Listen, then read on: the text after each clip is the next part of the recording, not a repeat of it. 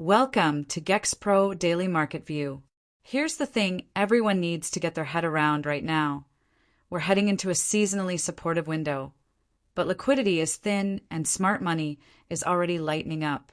That creates opportunity, but only if you respect the timing. Metals are quietly leading, equities are stretched but not broken, and risk assets are setting up for a shakeout before the next leg higher. This is not a load the boat moment. It's a know your levels and don't chase market. What's driving the tape is liquidity, plain and simple. Cash levels are low, which usually means the market needs a reset before it can move higher in a sustainable way. You're seeing that tension everywhere. Prices grinding up into year-end while positioning tells a more cautious story underneath. The central bank isn't actively tightening, but it's also not flooding the system the way it does when things are breaking. That puts us in a window where seasonal strength can still show up, but any rally is fragile and prone to sharp pullbacks. Sector-wise, the leadership is telling. Materials and financials are doing the heavy lifting, which lines up with what you'd expect when commodities are strong and nominal growth is still hanging in there.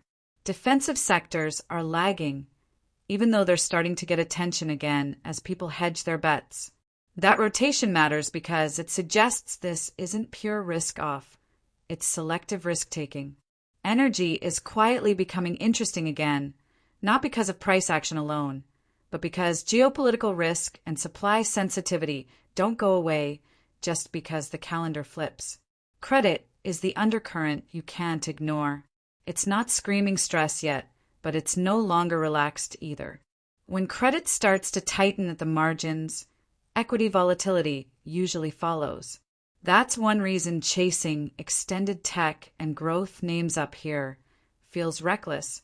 Valuations are rich, expectations are high, and the margin for error is thin.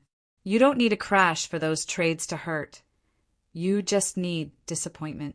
If you follow the money, institutions are clearly using strength to rebalance.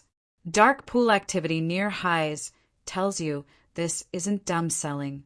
It's disciplined positioning. Retail, meanwhile, is still leaning into the same crowded narratives, especially around growth and digital assets. That divergence is important. When experienced money sells into strength and weights, it usually means better entries are coming. Technically, the market is at an inflection point. As long as the major index holds above its recent breakout zone, the seasonal rally stays alive. Lose it, and January likely gets messy. A major chipmaker holding its key support keeps tech from unraveling. But if that level gives, the whole complex feels it. Gold is sitting right under a level that matters. Clear it, and the metal sends a strong message about where real demand is flowing. Currency markets are stretched too, and any intervention risk there could ripple quickly across assets.